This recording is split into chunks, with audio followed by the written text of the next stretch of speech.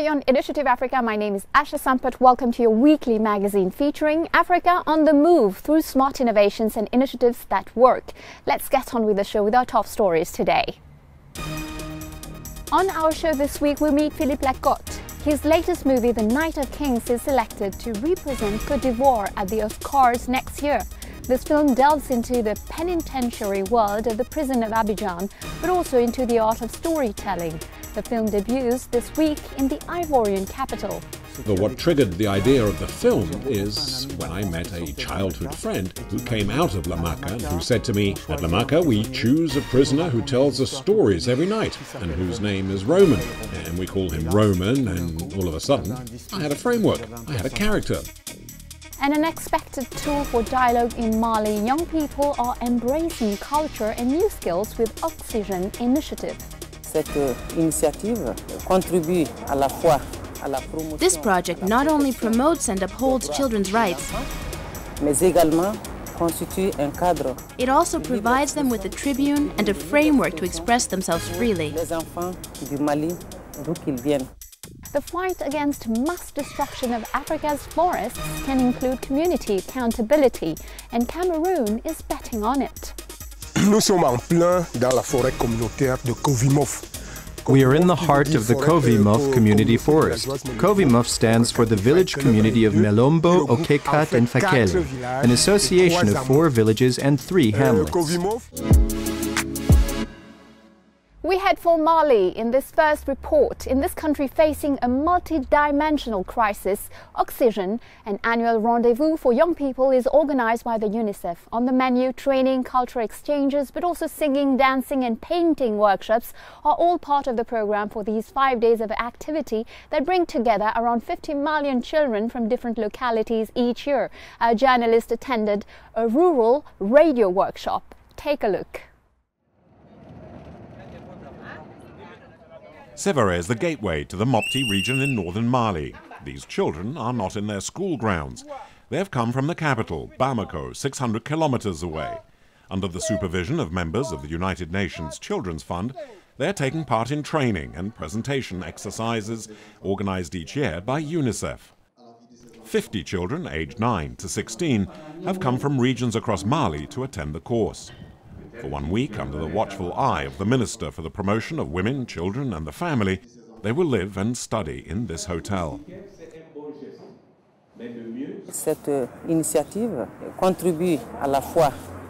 This project not only promotes and upholds children's rights,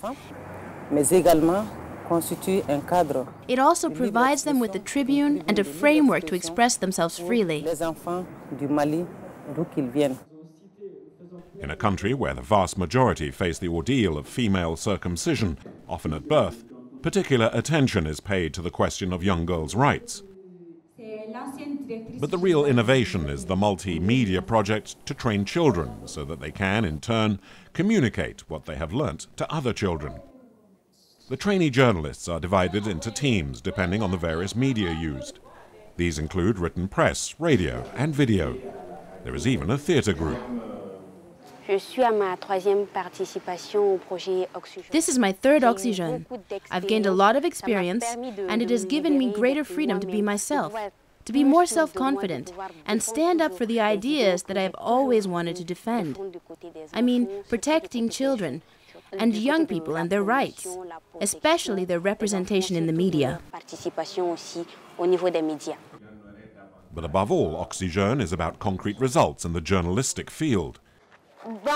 Hello, my name is Dem Sukeina. I am 9 years old and I go to school at Kalanso. Today, we will be showing you a report we have made. We are here in the village of Sinkarma. I hope you enjoy it. In Sinkarma, 90% of the inhabitants still practice female circumcision. The apprentice journalists are here to document the various opinions on the subject and also to perform a more daunting task. They must explain the dangers involved and the consequences for the health of young girls and their lives in the future as mothers. I am in the radio group. Our brief is to understand why villagers use female circumcision and to find out if it is less common nowadays. UNICEF supports the government's efforts to provide greater protection with children helping children. The Oxygène project teaches children how to take the step from childhood to adulthood. Better still, they learn to use their expertise and modern communication tools to preach the gospel of progress. La discrimination. C'est la fête de qui? C'est la fête de qui? Oui à l'éducation. Non à l'excision. As I mentioned earlier, our guest this week indulges his passion for cinema between France and Côte d'Ivoire, a passion that began early and that has led him to explore the very thin line between the mystical and the real in Africa on film. His latest movie, The Night of Kings, touches on the oral tradition of storytelling, setting the scene in the notorious Abidjan prison, La Maca. Philippe Lacotte talked to Laurent Soustras and Thierry Schiller about the making of this ambitious international project. Philippe Lacotte, hello. Your latest film, La Nuit des Rois, The Night of Kings in English, is currently showing in Abidjan. It takes place at La Maca, the prison on the outskirts of the city. What gave you the idea to produce a film there? La Maca, as you say, is the main prison of the city of Abidjan in Côte d'Ivoire, the only prison in Abidjan and one of the most overcrowded prisons in West Africa. And in fact, it's a place that's always interested me. It's a place that I visited when I was a child because I would go and see members of my family who were political opponents and who were locked up at La Maca. However, what triggered the idea of the film is when I met a childhood friend who came out of La Maca and who said to me, "At La Maca we choose a prisoner who tells us stories every night and whose name is Roman." And we call him Roman, and all of a sudden I had a framework, I had a character, I had an image, and that's what triggered the writing of the screenplay. I dramatized the story a little more, so my character one night receives death threats, which doesn't happen at La Maca. I fictionalized things, but it is this encounter with my friend and this story that was told to me that started the whole project. So, this is a true story. Was it difficult to produce? It's a story inspired by a true story. It was difficult to produce. Yes and no. It was not difficult because there were a very good crew, very international. There were Québécois, there were French, Burkinabé, Ivorians, Senegalese, Malians. So it was a truly international West African production. And also from other countries, 3 continents, all French-speaking. So it was interesting, and filming was very fluid. The crews were very, well, despite their differences in experience, actually differences in points of view, but everyone worked well together. That being said, it was difficult insofar as we handled 2, so there was a major set to construct, but it was, well, let's say it was ambitious, but it was not difficult. Storytelling plays a central role in your film. This great tradition of West African oral storytelling, how did you approach this while creating the film? It's true that storytelling plays a role in The Night of Kings. It is something that came out at the end of the film. It is not something that was as present during the writing of the script. In fact, we worked with actors. We selected about 40 actors in Abidjan, and we worked with studio actors. And there was an improvisation at one point in the studio of an actor who is a griot, West African storyteller, in fact, who is the son of a griot and who improvised a griot line. And that is what stayed in the film and therefore what led us to oral storytelling, since the main character, Roman, is responsible for telling stories. Therefore the oral storytelling tradition is questioned. The art of storytelling is questioned. He says that he grew up with his aunt, who was a griot. So these are the things that emerged. But for me, the goal was not to recreate a traditional storytelling scene. That's why I put it in a prison. It's a transmission. It's a legacy. There's also what you have described as a thin line between the mystical and the real, between the visible and the invisible in Côte d'Ivoire. Is this an important concept in your work? I think that the concept of visible and invisible is a notion that is important for Côte d'Ivoire, but I would say for African cultures in general. What I mean by that is that it's interesting to make films in Africa today. It's interesting to tell stories. But for me, the most important thing is to tell stories through our vision, not to tell stories that are the vision of another continent. And what seems important to me in African reality is that it is made up of the visible and the invisible. It's the line between the mystical, between the real. And these lines are very, very thin. And that's what I like to explore in my stories. How was the film received by your African audience? It's received fairly normally, because when you go to the Abidjan courthouse, for example, you will see a trial. Someone who will tell you, or the judges, I shot a doe, and when the doe fell, it died. It was my cousin's body. And the judge has the Napoleonic Code, because we still have the Napoleonic Code in Côte d'Ivoire, and it's not written in there, so we find ourselves faced with situations like that which are a bit Kafkaesque, which are a bit absurd. But in fact, the Côte d'Ivoire, it is a reality, therefore I don't need to explain it. It's a normal way of seeing things. It's not a fantastical view. Now, when I'm in Europe, because my films are shown in Europe, and my films are also partially funded in Europe, so there, to explain these thin lines, I appeal more to the notion of magical realism. I mean, I associate more with people like Gabriel Garcia Marquez and the whole Latin South American movement. After Run, this is your second film selected for the Cannes Film Festival, and The Night of Kings was also presented at the Venice Film Festival 2020.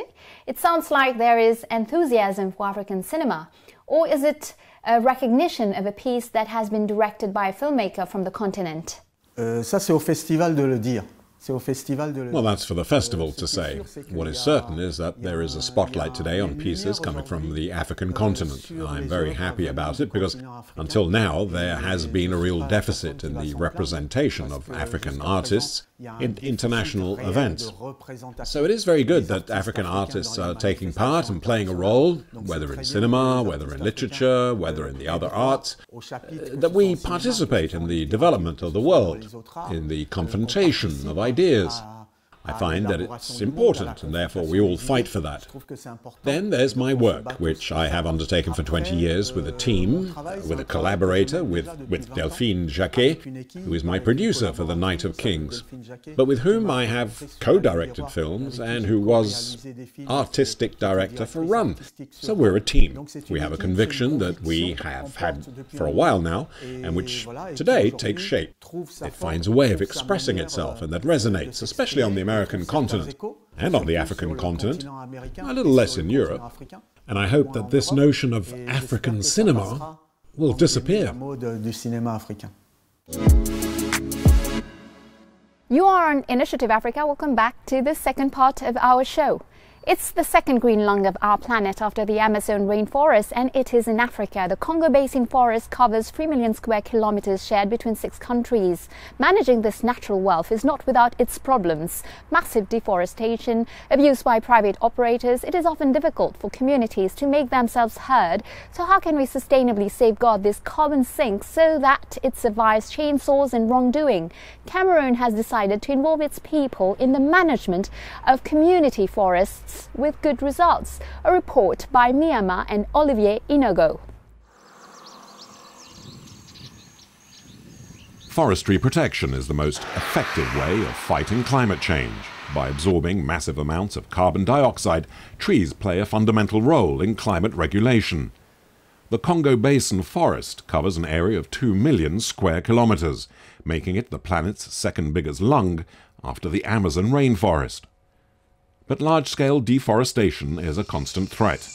Timber is a prized commodity and is often exploited without consideration for the environment or the local inhabitants. In Cameroon, several kilometers south of Yaoundé, the capital, Philip and Etienne have been walking in the forest for the past couple of hours. The two special foresters work for Coffee Moth, an organization managed by Etienne. Nous sommes en plein dans la forêt communautaire de Kovimov. We are in the heart of the Kovimov Community Forest. Kovimov stands for the village community of Melombo, Okekat, and Fakele, an association of 4 villages and 3 hamlets. Kovimov asked for an area of community forest to manage. What is a community forest? Well, it's an area of the forest that the state hands over temporarily to local inhabitants, so they can develop their own projects. aux populations afin que celles-ci puissent impulser à la base leur propre développement. Development and fighting poverty are the objectives of the Forestry Reform Programme. Village communities are now authorized to exploit forestry resources, a privilege previously reserved for companies. Here at Kovimov, several dozen villagers like Philippe are working in the community forest, a godsend for people who previously had been denied the possibility of benefiting from this activity. We had to look for work elsewhere, and there just wasn't any. Thanks to this community forest, we have what we need. We can bring up our children and feed them every day.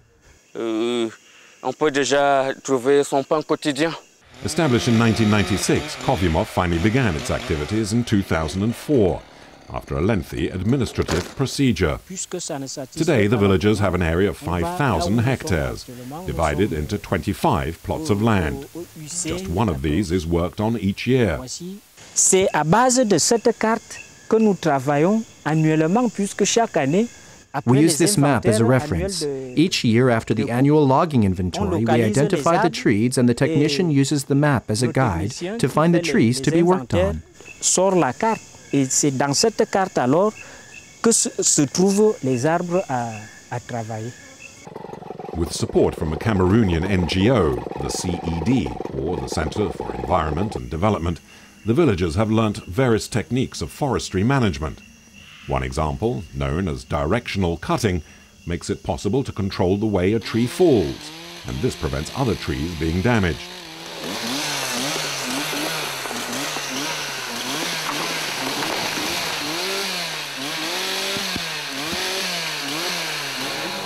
An artisan's skill, together with the obligation of ensuring sustainable management of their allocated area of forest. We have set up a nursery to deal with the climatic problems. We have to regenerate the forest we are exploiting. It is very important to have a nursery and to replant, above all for future generations.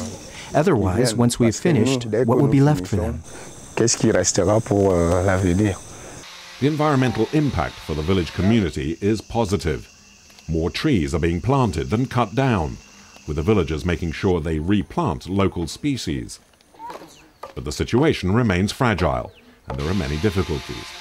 Lengthy administrative procedures, a shortage of effective equipment, and illegal logging, which recently occurred even in the community forest. It's something that infuriates villagers. The stolen wood is sold at prices that literally undercut the market. For Christian of the CED, official certification of Kovimov wood is essential. It is a way of combating illegal logging, and at the same time, with certification, it gives added credibility to the work we are doing. It means we can trace the origin of the wood, the path it has taken, and the quantities involved.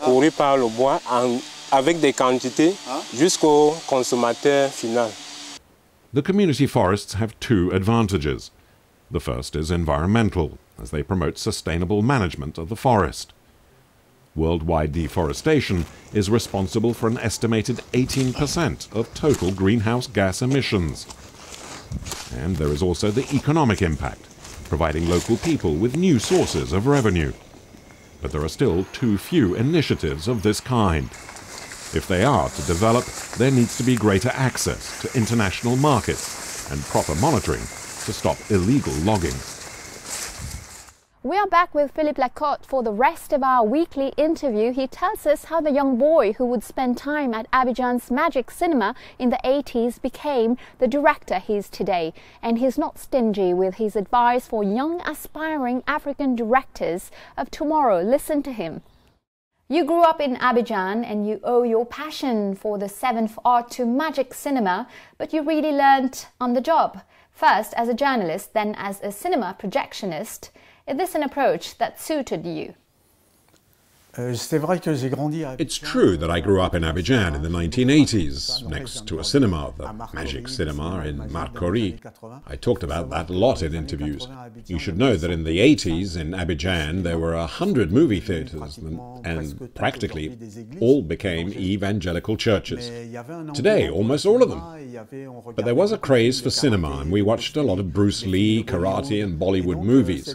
And so these movie theatres were a kind of nursery school for my mum, meaning that every time she went on an errand, she would put me in the screening room, and then 15 or 30 minutes later, she would come back to find me, which meant that I never saw the whole film. And I think that today this is reflected a little in my stories, which are somehow collages like that. But it is true that when I discovered movies in Abidjan, I was not from a family of artists. I didn't know any directors. For us, the idea, the notion of a director was something that didn't exist. The only person I saw who worked in that cinema was the projectionist. Therefore, for me, working as a projectionist was the way to get into film. That's why I started with that.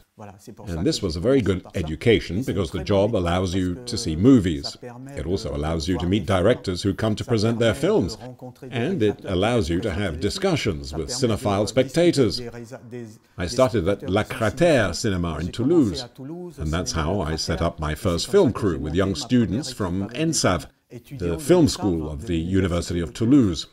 And that's how we started making our first short films.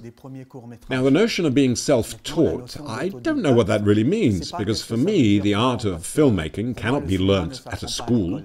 It is learnt by making films or by watching films. That's how it's done. How does a director who comes from Africa finds his marks in Paris? For there were encounters as part of an organization that allowed you to meet other African directors. Tell us about this period. En fait, je suis arrivé à Paris, j'étais déjà en Europe. In fact, I arrived in Paris.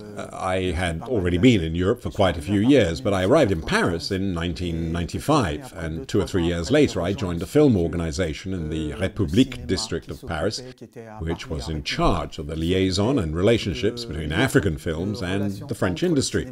There were many directors who had grants from the French Ministry of Foreign Affairs, and who had to do their post-production work in France. So this structure was a bit of a relay between the directors, who were most of the time also producers, and the work that they had to do here. So it was directors like Souleymane Cissé, the Cambodian Riti Pan, Sheikh Umar Sissoko, and Abderrahmane Sissako. And I had the chance to work in this Atria organization alongside André Daventure, to meet and work with all these directors. And it was a very good education, because, well, I was not on their set, I was more on the post-production part. But it was a very good education because it allowed me to see their enthusiasm. It allowed me to hear them sometimes discussing film, to share moments with them, to see their film imagery, even when they weren't there in the lab, and to report back to them. At the same time, it also allowed me to become familiar with all the issues in financing for African cinema. So what exactly do you think of the continent's film financing ecosystem at the moment? You set up your own organization after you encountered some difficulties? Yes, but it's not in that sense. It's that I have always set up organizations and I have always encountered difficulties. But that is true for any filmmaker. It's true that I am often involved in the production of my films, having worked quite a few years in production, even if I'm not the only producer, and even if there is a production team that manages it all, and co-producers, sometimes, on certain projects. But let's say that the system of African financing today is evolving to the extent that there are several countries which have created national funds. There is the FONSIC, the Côte d'Ivoire Film Industry Support Fund, under the supervision of the Ministry of Culture and Francophonie, which supports the Night of Kings, and I thank them for it. There is FOPICA, Senegal's Film and Audiovisual Industry Promotion Fund, which is also a co-producer of our film with Yenenga Production, and which funded The Night of Kings. There are funds that are being set up in different countries. This is new, because today there is a drive, there is a political reality, at least in certain West African countries, where we understand that funding for films cannot come only from abroad. The country must participate. So that's a big step. Today, these actions are also supported by the European Union, by French-speaking countries. So it's a big step towards autonomy.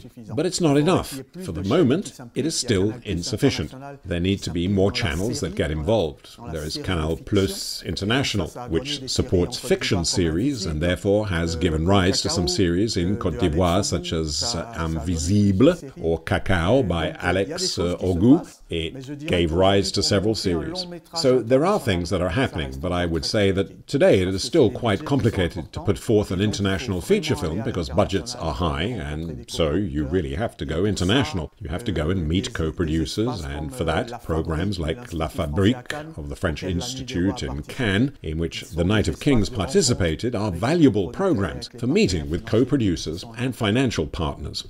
What advice would you give to an aspiring director from the continent to be educated? But where? Do you really have to go into exile to be successful, as some young people in Africa think? I would first tell young or aspiring directors from the continent that it's a difficult profession, but it's a fascinating one. You shouldn't get into film if you want to be rich. It would be better to be a banker. You shouldn't get into film if you want to be famous. Film has to be a passion. It has to be a real commitment, because it takes years and years before you even find your script, before you find partners, before you find your own way. Therefore, if those who get into film are not really passionate, they will suffer for nothing. It is better to do something else. In addition to that, it is not because one is passionate that he or she should not have an education. It's not all about what's abroad, or going abroad is not necessarily the first step. Educational courses exist in different countries today. There are already schools for actors, for example. You need to see what the best education is. There are also state-run educational institutions for directors, such as the Higher National Institute of Arts and Cultural Action in Côte d'Ivoire, and there are private institutions in Burkina Faso, such as the Higher Institute of Image and Sound. For example, there is Gaston Caboret, who created his film school, which provides classes and training. So there you go. There are already local centers for education that should be considered, and that also result in meetings, which can also lead to internships on set. And then afterwards, when you have completed such courses, when you have done 2 or 3 shoots, then you can perhaps apply for online courses in other countries, or for summer internships at well-known film schools in France, such as the La Famille or Ciné Fabrique, things like that. There's also the Courtrajme School of Film by the director Laj Lee that is currently trying to get set up in different West African countries. So I think it's a journey, but it's not about immediately going to the best school. That doesn't mean anything, the best school. Instead, it's what do we do with these tools? Philippe Lacotte, thank you very much. Well, thank you. You were watching Initiative Africa. Well, that's it for today. If you want to catch the show again, tune in on our social media channels and feel free to share, like and comment using the hashtag Initiative Africa TV show. And you can find more info about Philippe Lacotte's interview on our brand new website, africaonair.com. And we're back again next week, same time, same channel, with Business Africa, your appointment with the African economy. Until next week, keep safe and thanks for watching. Goodbye.